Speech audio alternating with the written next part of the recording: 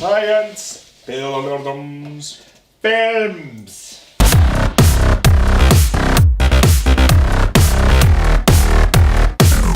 Yeah, so welcome to episode 15. 15? We've done 15 of these motherfuckers. 1-5. You wait for the 50th. And I think we can all agree that we've enjoyed it. every single second of it. I know I've enjoyed myself.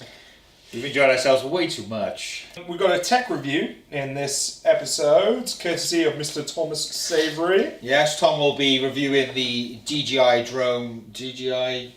Fuck me, I should remember what that was called. Is it a Phantom? Oh, yeah. Tom will be reviewing the DJI Phantom 3. Yes. It's amazing how you remember that, Jim. Just went bing! Yeah, so here's a little video for Tom, and I think, Jim, did you help out? Myself and Tom, we took his Phantom 3, did some nice product shots. Inform us. Teach me, Tom. Teach us. Hey everyone, it's Tom here from Mad Science Tech Review. Today we're going to be reviewing the Phantom 3 Professional.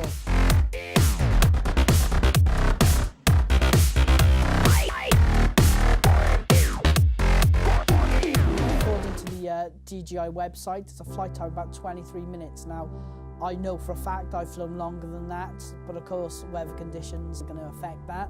The max altitude is 6,000 meters, they say, but of course with the Civil Aviation Authority guidelines, obviously you're not going to be flying anywhere near that altitude. So we've got a 3-axis gimbal which gives you nice, really smooth footage. Some of the footage I've managed to capture, fantastic, really cinematic shots. So there's a max transmission distance of 5 kilometers apparently. Obviously I've never flown that far, but of course if you've got a nice wide open space then you've got that option. The Phantom 3 comes with the LiPo 4S battery. I think they retail now at about £100, maybe probably less than that now. The camera is a 20mm focal lens camera, which is a 35mm equivalent. There's a focus to affinity. The camera's f2.8, which is really fast, but of course you wouldn't want to push that too far due to the camera's small sensor. The Phantom 3 Professional shoots in 4K, 1080 and 720.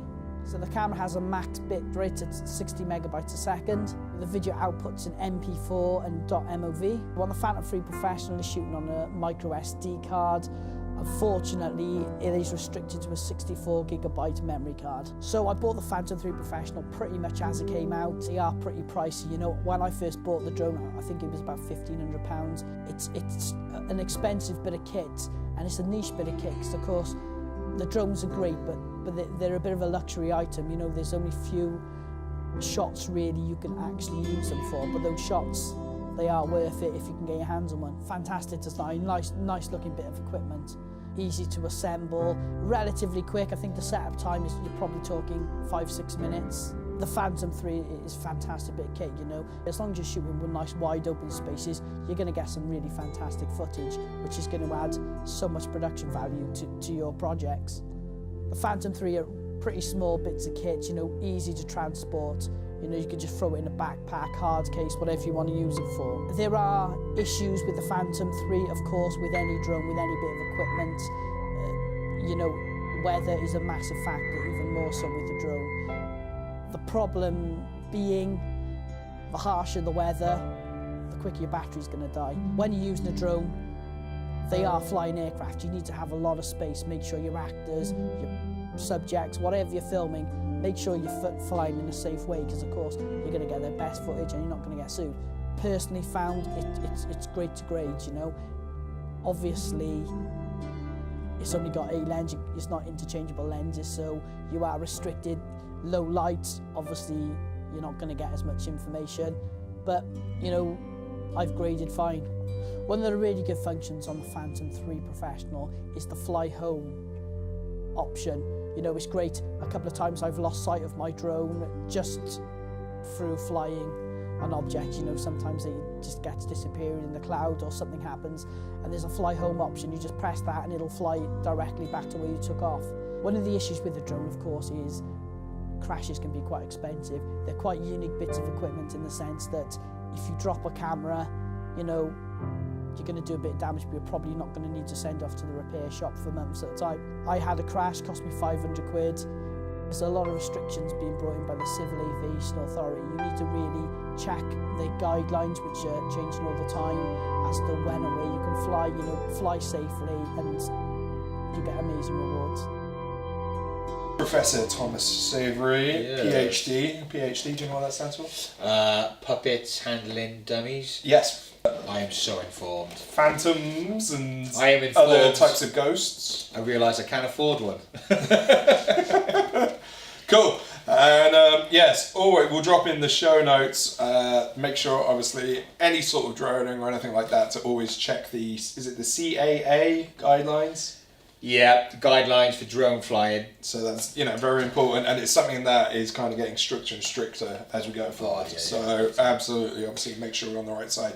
I mean, I think, to be honest, that's the one thing I noticed from looking into droning and you know, the availability of it is there are quite a few cowboys out there. So as filmmakers, if you guys are interested in looking into drone stuff, obviously find out where the responsibility is as well. Is it, you know, is it with the individual, you know, drone operator, or does it fall on you as producer? Speculate to accumulate with this one. You have to really invest into the courses, into the training, into the license, and then maybe you can reap some rewards on that. But don't be a cowboy. And so we've also just wrapped on Jim's Emojis of Horror segment. Yes, I was very fortunate to work with some very talented people. A very talented first assistant First director. AD. Mr. My first Plumb. time first AD. Yeah. Newfound respect for all first ADs we've ever worked with. Oh, Tom yes. Gripper, Leon Williams, and our favourite first AD, Dan Bailey. But how do you think it went? I think it went really well. Yep. If we tried to shoot it in one day, 12 pages. 12 pages in one day.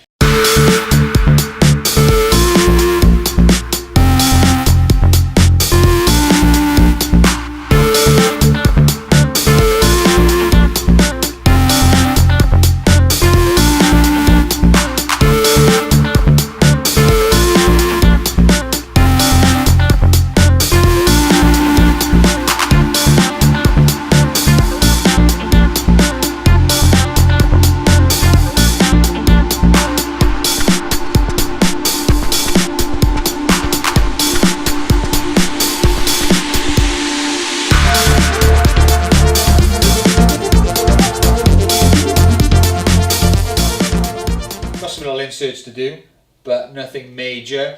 We got everything with the on-screen talent. Yeah. So a good idea was to cast or write the script with certain cast members in mind. Therefore, they're guaranteed to nail it on the day. So a lot of thought into the casting. Actors did great, nailed it.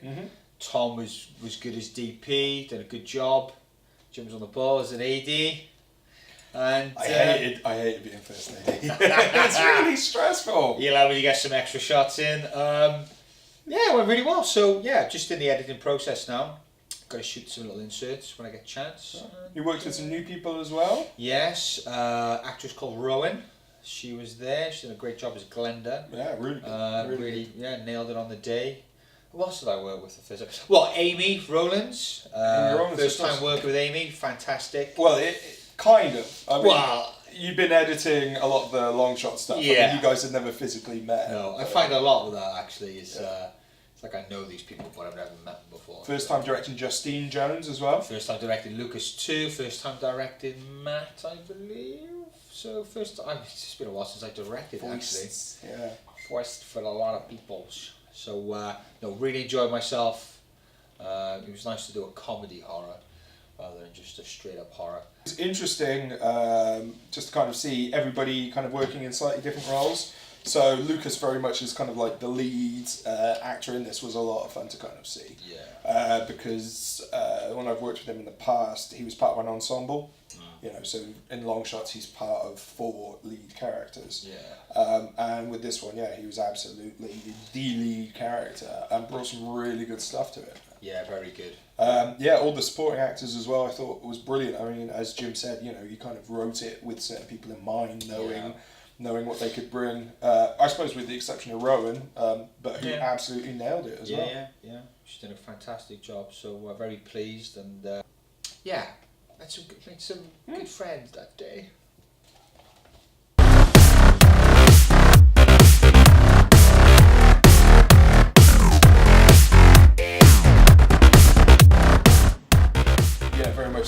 Oh, the lights died. So let's pop that one on. It's happening today, mate!